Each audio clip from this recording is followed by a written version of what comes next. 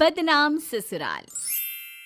संध्या की शादी के वक्त उसके माता पिता ने दहेज में ढेर सारा सामान दिया था। यहाँ तक कि उन्होंने संध्या के पति राहुल को एक मोटरसाइकिल भी दी थी। ससुराल जाने के बाद संध्या हमेशा अपने दहेज में आए सामान की बातें लोगों को सुनाया करती थी। इसी तरह एक दिन संध्या के ससुराल में कुछ रिश्तेदार आते हैं। वाह, क्या बात है। चाय नाश्ता तो बहुत ही अच्छा है। ऐसा अच्छा नाश्ता बड़े दिनों के बाद खाने को मिला है। ये सब ना मुझे मेरी माँ ने सिखाया है। शाम को जब मैं आप लोगों के लिए खाना बनाऊंगी ना, तब मेरे हाथ का बना खाना खाकर आप सब उंगलियां चाटते रह जाओगे। अच्छा, तुम्हारी माँ ने तुम्हें इतना अच्छा खाना बनाना सिखाया है?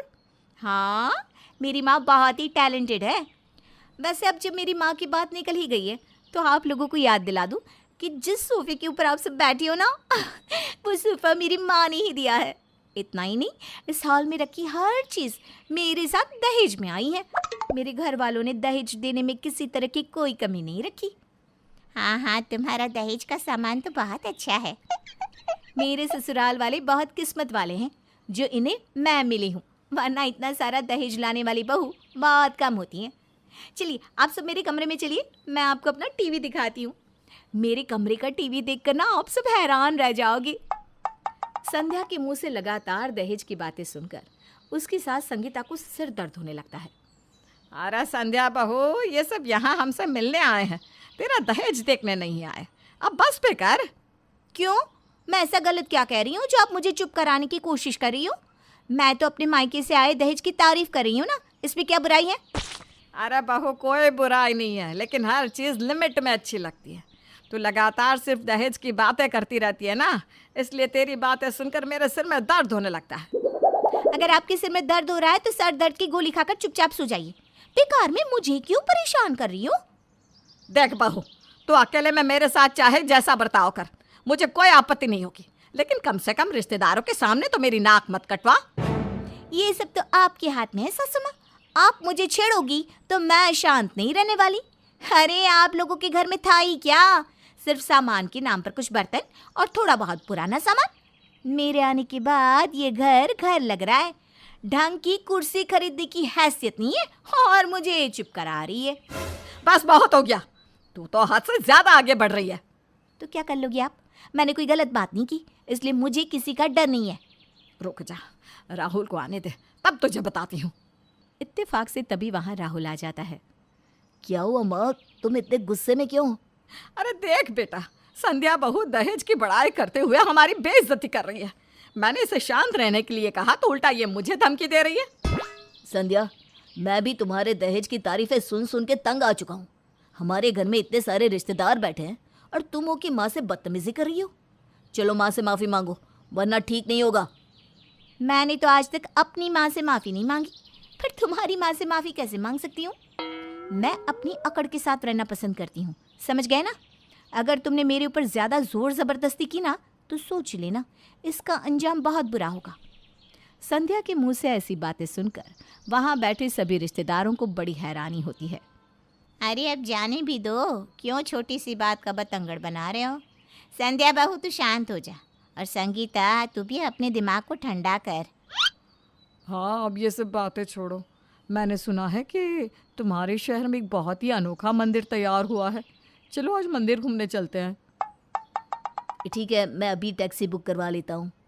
फिर थोड़ी देर के बाद सभी लोग मंदिर घूमने चले जाते हैं, लेकिन वहाँ भी मौका देखकर संध्या राहुल और उसकी माँ को चिढ़ाने के लिए किसी न किसी बहाने अपने साथ लाए दहेज की तारीफें करने लगती है। संध्या की सास और उसका पति बाहर कोई तमाशा खड़ा करना नहीं चाहते थे, इसलिए वो दोनों शांत रहते हैं। इस तरह संध्या हर दूसरे दिन दहेज की बातें करके अपने पति और अपनी सास को नीचा दिखाया करती थी।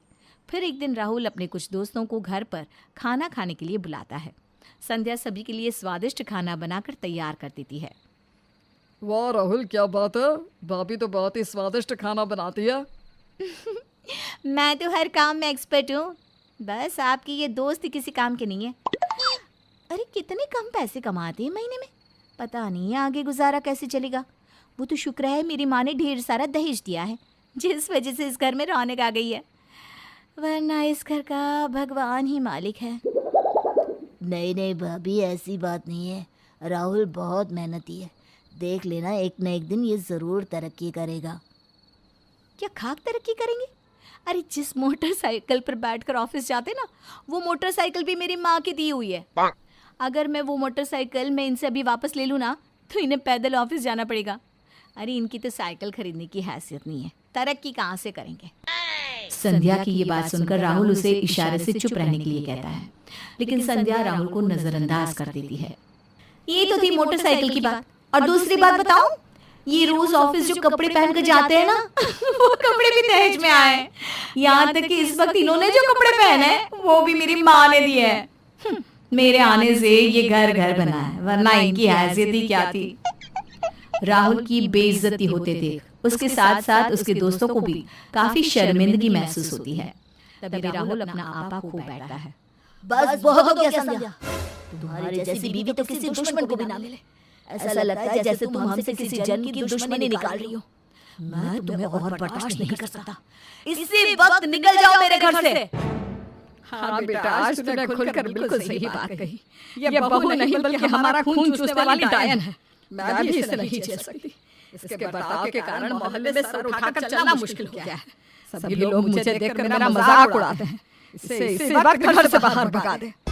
निकल जा यहाँ से संध्या, और आज के बाद इस घर में कभी दिखाई मत देना। उसके बाद राहुल संध्या को घर से बाहर निकालकर दरवाजा बंद कर लेता है। लेकिन अगली सुबह संध्या कुछ पुलिस वालों को लेकर वापस आती है। तुम्हारा नाम राहुल है? जी हाँ। ये तुम्हारी माँ संगीता है? जी हाँ। ठीक है, मैं तुम दोनों को गिरफ्तार करता हूँ। तुम दोनों ने दहेज के लिए संध्या पर बहुत जुर्म किया है। चलो अब जेल में चक्की पीसने के लिए तैयार हो जाओ। नहीं नहीं इंस्पेक्टर साहब, हमने अपनी बहू पर कोई अत्याचार नहीं किया। हमने तो कभी इसे थप्पड़ तक नहीं मारा। हाँ इंस्पेक्टर साहब, संध्या दहेज का नाम लेकर हमें रोज़ नीचा दिखाया करती थी, इसलिए मैंने गुस्से में इसे घर से बाहर निकाल दिया था। इसके अलावा मैंने इस पर कभी कोई अत्याचार नहीं किया। आप चाहे तो मोहल्ले में किसी से भी पूछ लीजिए। मोहल्ले वाले भी इन्हीं की तरफदारी करेंगे। मैं तो बाहर से आई हूँ ना, मेरी कौन सुनेगा।